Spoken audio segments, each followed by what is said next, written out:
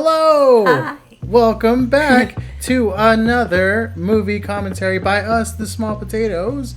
Today we're covering the 2004 classic rom-com, some would say chick flick, but I hate that the word. iconic 13 Going on 30 starring Jennifer Garner I'm gonna say that about the next boy flick. and Mark Ruffalo. I would say I was very pleasantly surprised sitting down and watching this for the first time. I did not expect it to be as good as it was in terms of these movies. Angry little teen boy, I hated these movies growing up. But reflecting on it now, it's genuinely like really good. I would say it has a really good, just sort of start to finish, very, what do you call it? A Wonderful Life mixed Yeah. with 17 again. Yeah, Kinda. the Zac Efron version, not the Maori twin version, which honestly is probably the better version of those two. Oh yeah, 100%. But if you have not seen this 21-year-old movie, Oh my god, is it really 21 years old? Mm-hmm. Oh my gosh. I would say go watch it and then come watch our video because spoilers. 13 Going on 30 stars Jennifer Garner and Mark Ruffalo, which I am realizing for the first time, this is where I think I first saw him in. Oh yeah, Like, I think that's really funny to think about.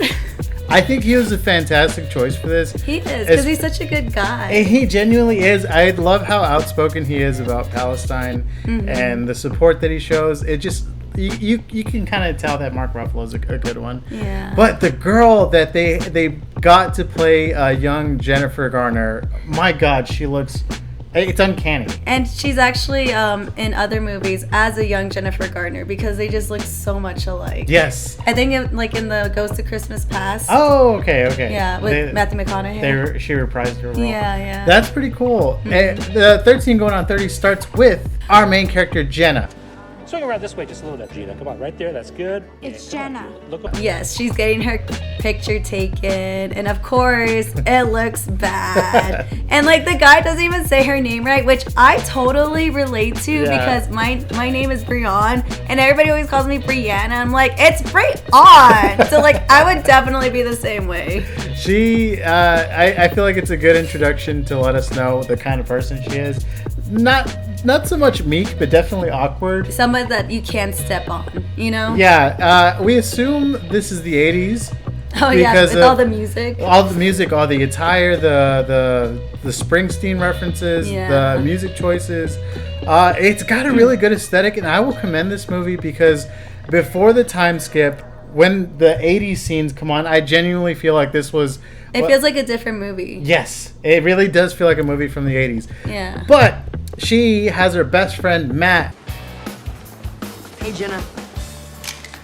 Matt, please. No more pictures. Come on, it's your 13th birthday. We got a document. Who is eventually played by Mark Ruffalo, but the young actor is pretty good in being like your typical neighbor next door kid.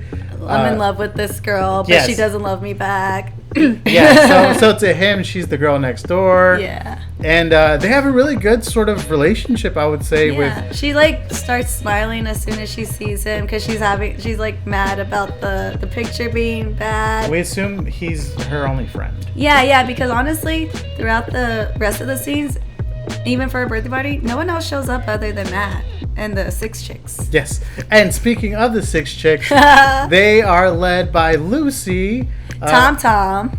Yes, who is played by Judy Greer, the adult Eventually, version. yeah. But I will also say this too: the actress they got to play a young Lucy looks so much like Judy Greer. They did and really good with that stuff. I really enjoy that. I would say that's points for casting. Yeah. But also, the last time Judy Greer was on this channel, Oh yeah. that was for our Jawbreaker video. Jawbreaker. So this is another Judy Greer We love you. movie. Yeah. But yeah, these girls, the 6 chicks, they're tough. They run the school. Yeah, like when they come in, they just start walking and people move out of their way. But I will say this, Tom has like a pretty sick outfit on. Like I genuinely like her little like vest thing that goes down all the way. Yeah. Yes. Tom being Lucy, she's the leader of the pack. We see a young Brie Larson as part of the group, and who And else? Ashley Benson. Ashley Benson. Yeah. I'm not too familiar with her, but Yeah, We'll show him Pretty Little Liars Yeah. later. It's also worth noting, we don't see him in the movie yet, but the love interest, I realized, the love interest is called Chris Gandy or Grandy. Grandy. Oh But- yeah, he's Seth from Ned's Declassified. Which we see later. Because these 6 chicks, they approach Jenna about her 13th birthday Yeah. party. So I told Chris Grandy me and the 6 chicks were going to your party tonight, and he said he wanted to come with. But like they're more worried Using about her. they're more worried about their homework because they're like, Jenna, we can't make it to your party because I have to do my homework, and then Jenna's like, well, I'll just do your homework for you. He can't come either. I could write your report for you. Fabuloso. Which is what they wanted. Yeah, very high level sociopath by Lucy there. Yeah. You know, Yeah. using this girl. Manipulative. It just tells you what kind of girls these are. Just Yeah. freaking B words. But we cut back to Matt and Jenna walking home. We see more of their chemistry. Want some razzles? Razzles are for kids. Exactly. They love razzles. Matt's a photographer, and he's got this hobby. It's a really cute back and forth that they share. Yeah. As they walk to their neighboring houses. Yeah, it's really cute whenever they're like, au revoir, arrivederci, Yeah. and they just like they literally like cross each other to get to each other's houses, which I think is like also really cute. Yeah, Jenna is obviously freaking out because the 6 chicks are going to be there. They also said that her crush was going to be there. Chris Grandy, And- which reminds me of Grandy's, which I Yeah. think is such a weird last name. Or it reminds me of Miss Gandy from Weapons. which we Oh just my saw. gosh. Yeah, but I thought her name was Miss Candy. oh, probably Miss Candy. Yeah, you're right. It's all like getting confused in my head. Yeah. But she's freaking out about this party. Jenna is telling her parents not to even be there. Yeah, she's like, you guys were gonna stay upstairs. Like, go upstairs and don't be seen. She's like stuffing her bra with like tissues. We see her like dancing in her room Yeah. to like all the 80s music. I don't remember if Matt gets there first. Yeah, but- he does. Okay, Matt gets there first, and then the girls are. This would piss me off as a parent. First of all, Yeah, a Barbie dream house? Mm-hmm. Well, I decided to make you your own Jenna dream house. Oh my God. You're forgetting something. So Matt gets there and he gives her little Barbie dream house that has like this cool like inside with Jenna in the bathtub with their favorite magazines, and it has Poise magazine. Yeah, Poise magazines, which obviously comes into play later. And it's just really cute, and he even sprinkles like magic wishing dust on it. It says, this wishing dust knows what's in your heart of hearts. It'll make all your dreams come true. He's like, you deserve all your wishes to come true, Jenna. It's genuinely very sweet. He's the sweetest. And it's a very cute scene. It unfortunately is interrupted. yeah, because then the 6 chicks come. And let me just say, as a parent, if you were ringing my gosh damn. Oh my god. Matt, I'm just gonna put this away, okay? So there's room to dance. Doorbell like that. I know if my daughter told me not to go down there, I would open it and be like, hey, We heard you. What is going on? That was a funny scene. You can kind of guess where these girls take this party. No one's really digging Matt's like booty jams. He's putting on the like, who gave this boy the ox, right? Yeah. They're kind of doing that. They're looking at him like really like, ugh, like what a disease. He's trying to get the party started though. He's like throwing moves. But if I was Jenna, I'd be like, I thought you guys were the cool kids. Like, there's nothing cool about you guys, you know? But they like end up tricking her because Maddie ends up leaving because he has to go pick up his Casio. Yeah, because he wants to bust out that. Yeah. But the 6 chicks are like, hey, let's distract Jenna. And so they're like, let's play 7 Minutes in Heaven, and Chris wants to kiss you. So they like tie a scarf around her eyes, put her in the closet, and they make sure they get the homework that she got. First. And the thing that pisses me off is that I don't care if you take the food, but they were taking the bowls and the plates with them. Like, no. Yeah. I would genuinely be tweaking out for that. Yeah, and then Maddie like catches them and On their way out. On the way out, and Tom's like, "Hey, Jenna's waiting for you in the closet." And Yeah. just when Maddie's about to like kiss her, she's like, like, "Oh, "Oh, Chris," Chris. and he's like, "No, it's Matt." Oh, Chris. It's not Chris, it's Matt. And then Jenna freaks out, blames him for everybody leaving. Yeah. And then she goes back in the closet. She starts like banging her head up against this like shelf. And the magic dust falls on her. She's like, I want to be 30, flirty, and thriving. Just like in her magazine. Yeah. The movie doesn't really, to a choice that I like, it doesn't really dwell too much on the magic. Oh yeah. Like we don't have to like be like, why did this happen? Like, is this like magic dust really magical? What the heck? Like, Yeah. she never like goes back to the magic dust and like makes another wish during the movie, at least. Yeah, like where in terms like 17 again, where the whole plot of the movie is trying to get him back to being his age. This one's kind of like she wakes up and she's 30. Yeah. She wakes up in her bitchin' apartment and there's a naked man in there. Which is her boyfriend, we later find out. And she saw his thingy. His thingy. And she's freaking out, so she runs out of her apartment. She got her heels first. Because she is from the 80s and she doesn't know what a cell phone is. There's a cell phone going off in and her she's jacket. like, she keeps telling everyone, like, do you hear that music? Can you hear that, sir? Can you hear the music? Jenna, can you hurry up a little bit, please? Like, she looks like genuinely crazy New Yorker. But as she goes outside, she runs into a now adult Lucy, or what's Tom Tom. I'm going to refer to her as Tom Tom. because as an adult, that's what she goes by. Yes. And she kind of is like just assuming they went too hard last night. Yeah, she's like, are you still drunk? Or hungover. Yeah. She's like, we gotta get to work. Lucy says, let's go. Let's get in this taxi. And Jenna's like, still like, she's a child in her mind. So she's like, I don't talk to strangers. I don't get into the car with strangers. But she'd rather get in the car with Tom Tom than like go back to her apartment with the naked man. Yeah. And once we get to her place of work, it's Poise Magazine. Yeah, she finds out she works for Poise Magazine and she's an editor, and that's so freaking cool. And it's so funny. I would say you just love these characters so much. The side characters, I feel like that's what makes a really good light comedy is these side characters. Yeah. My fault. They came in late from the printers and they need a decision right now. Just pick one. That one. Love, knew it, genius.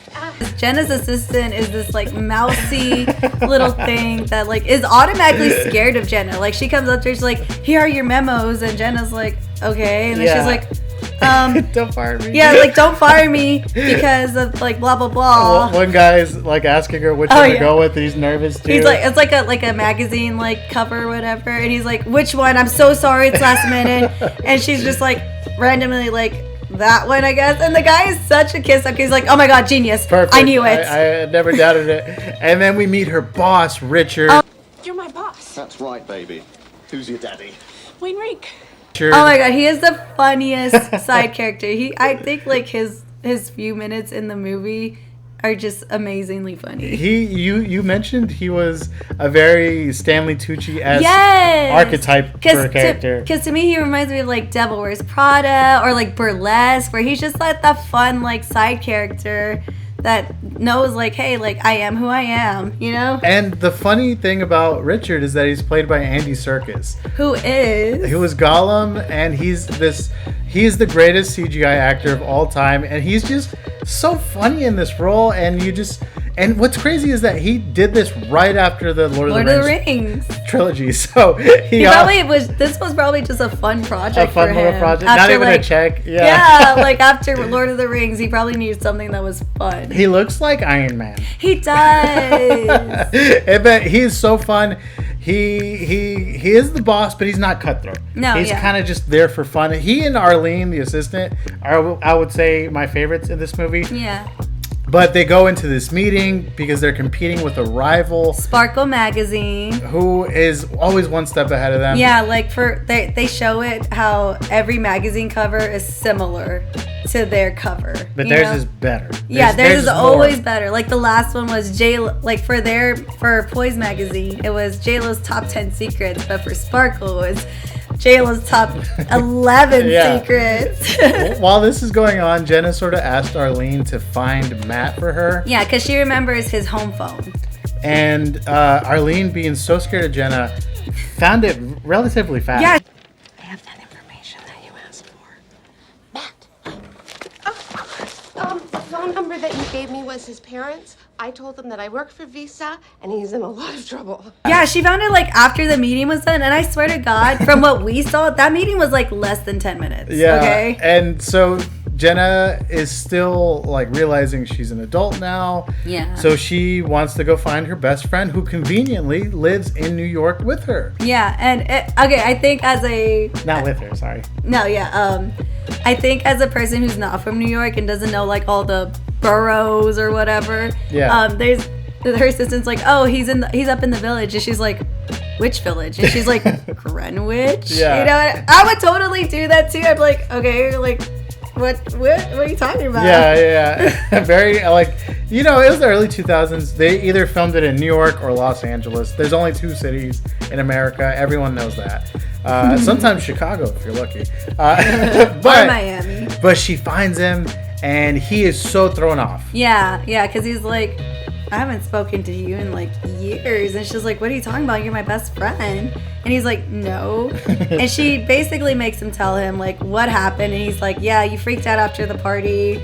You never spoke to me again. You became you became a 6th chick, and you were their leader. You were prom queen. And I don't know what happened to you after that, because you literally stopped talking to me. And I would feel like this is so scary because she was 13 when she made the switch, which means 17 years, longer than she had been alive. Oh my God, you're right. Completely just Gone. on standby, autopilot. Just, I would find that very scary. But she's sort of piecing together. We can piece together as the viewer that she's not a very good person. Yeah, because everybody seems to be very like scared of her or like weary of her, you know? But she's making decisions. She is inviting Matt to the party because there's going to be a party for the magazine to sort of get things to get like get buzz going. Yeah, some buzz going because they haven't been doing good in sales. So this is a party to like for corporations to meet up and like make business deals essentially. It's really cute too because as she is preparing for this party, she is putting on her makeup very childlike. She's putting on her makeup real like a little girl would. Yeah, like she doesn't know how to put on her like eyelashes. When she's putting on the shadow, she's just kind of like using bright colors. Like even like her pink lipstick is like a shade I would never use as an adult. Yeah. But she's got it on though. I'm not gonna lie. Yeah. It was a very stylish thing. I would say her hair was so like 90s too. Because I swear to God, the only thing it's missing are those little butterfly clips. But like, how would she know that? She would only know 80s hair. But this is a very early 2000s look, late 90s sort of hairstyle. I love it. I genuinely love it. She like runs into one of her neighbor's kids in the elevator, and like the kid is like, "Why are you talking to me? Yeah. Like you always ignore me." And Jenna's just like, we're well, neighbors. We're neighbors. I want to talk to you. It's really funny.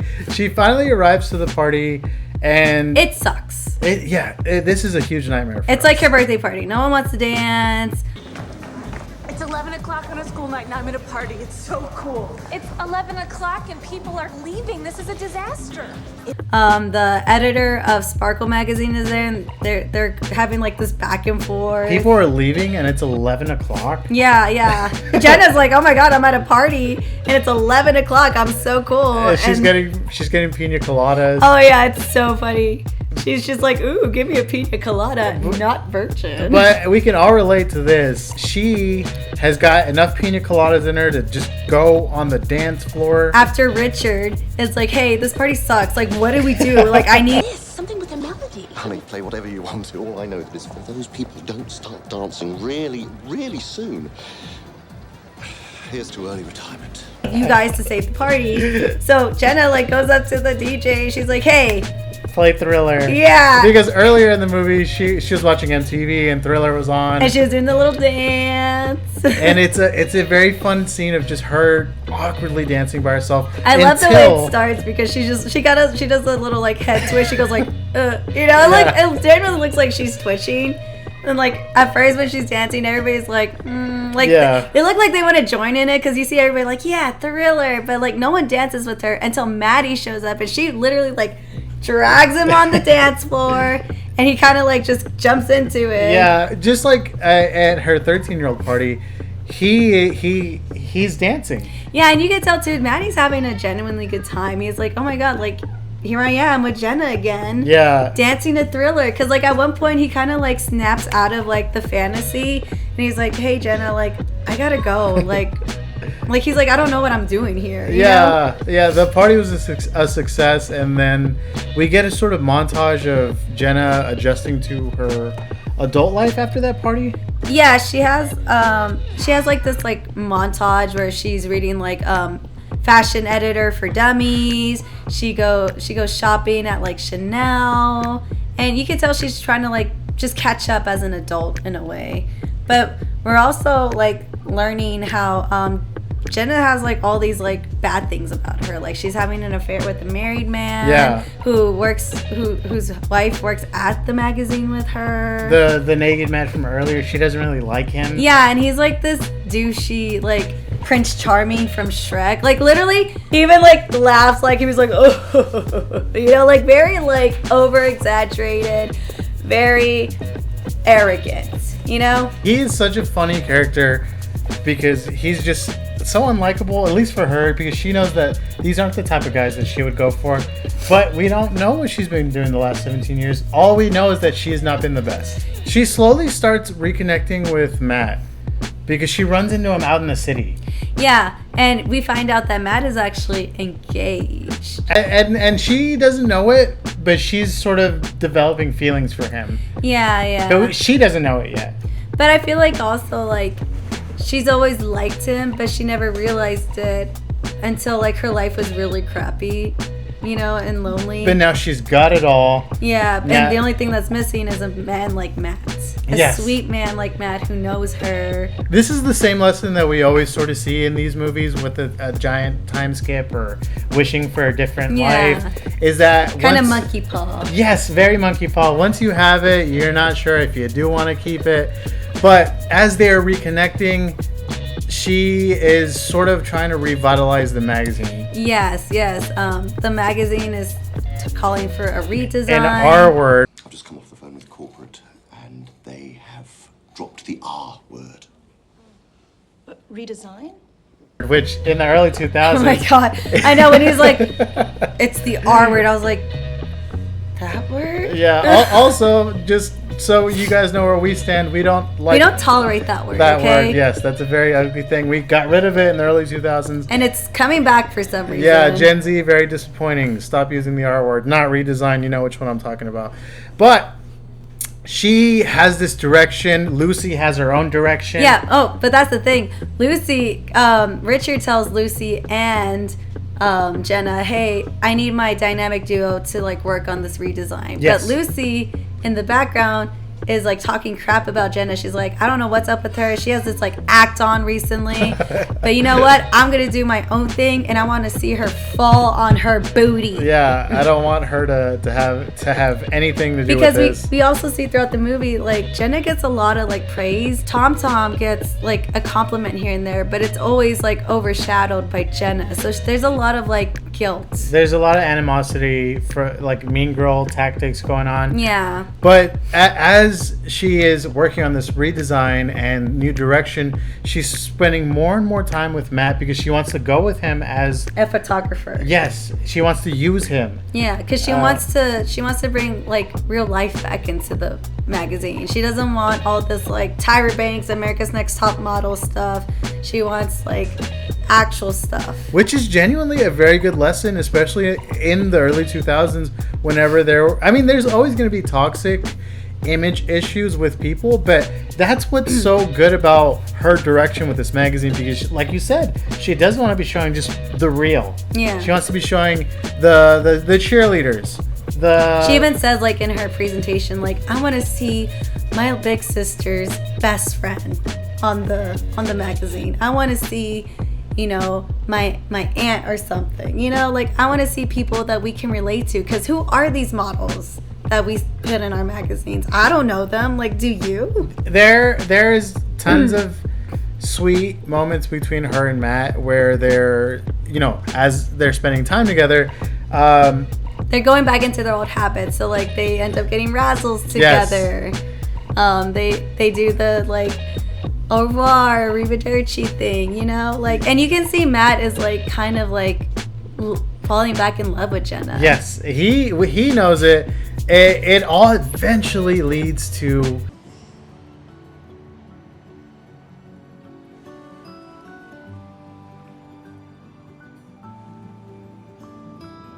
a kiss. Yeah.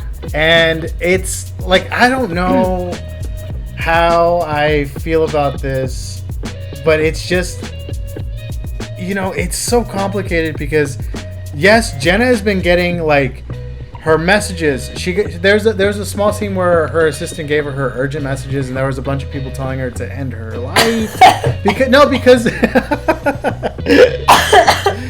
because she has been piecing together that she's not a good person while at the same time falling for Matt. And after this kiss, I just feel so conflicted. And even Matt like kisses her, and like he gets right back up, and he's like, "Oh God!" Like, because he's getting married in a few days. Like literally next week, he's getting married. And it's to me, I would say, I feel like Matt like just kind of feels like, oh, like if Jenna never stopped talking to me, that I could have been with her. This could have been us. We could have been happy. Yes. Like how I've always thought that was gonna happen. But I'm gonna get married, and I can't do that. And she's genuinely a good person. Matt's fiance, genuinely, she does not do anything wrong. She is just existing. Okay. That's what's so conflicting about this. That's what makes it a very, when people say it's complicated, it is complicated. Yeah. Because he enjoyed that kiss. He knows he felt something. He's always loved Jenna. So we cut back to the big reveal for Jenna's plan. Oh yeah, because Lucy's bombs. Yeah, we see Tom's presentation. She's like, it's heroin chic. We're gonna OD. It's fashion suicide. And even Richard's like, and we can tell that it bombed because Lucy gets out of that meeting and she's just throwing things everywhere. Everybody's like, what the heck's wrong with her? It's like, yeah, dude, the grunge 90s thing happened, all right? We're in for a new era. Jenna's absolutely kills it. Everyone loves the direction. They feel Richard cries. He's like, bravo.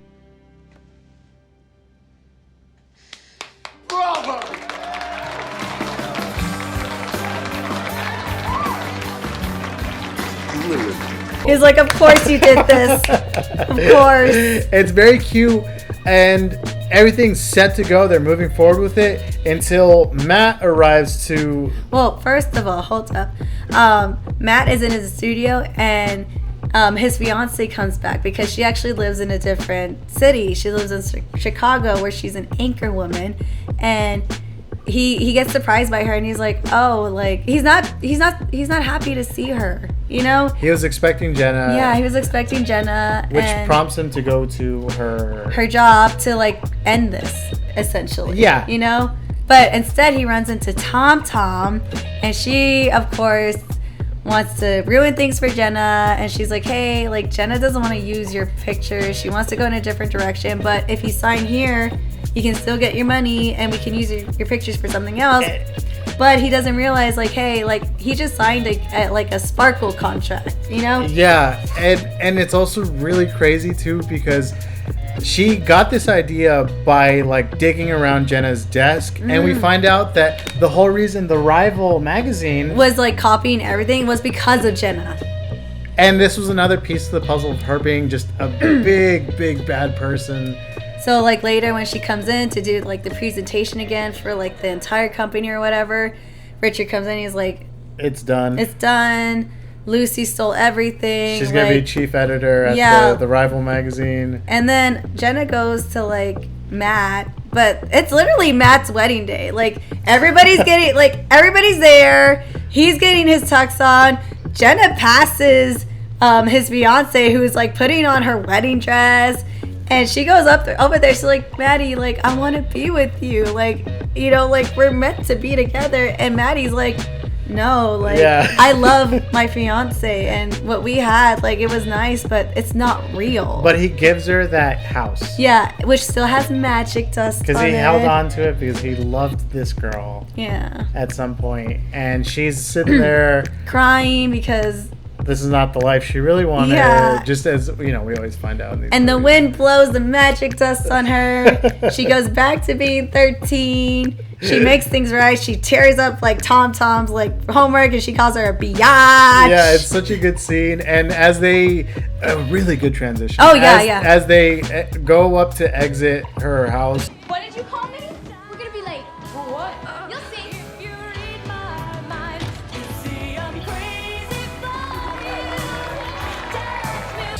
They exit her house, and then they exit the marriage like. Which, by the way, Jenna totally stole this other girl's like wedding and like life in general. Okay. That's what makes it so hard for me, is that like Matt's fiance didn't do anything wrong, and she had her life stolen from her. And I don't know, it's very sophisticated, it's very complicated, but you know what? I think that's what I like about this movie. I think that it's just refreshing. I would say I hated a lot of these movies growing up, being like an angry little teen boy, but like this one was genuinely heartwarming in a way. But not to mention a little complicated there. Yeah. But if you enjoyed our commentary, make sure to like, subscribe, and let us know what you want us to watch next. We're always down. So, bye. Have a good one. Bye.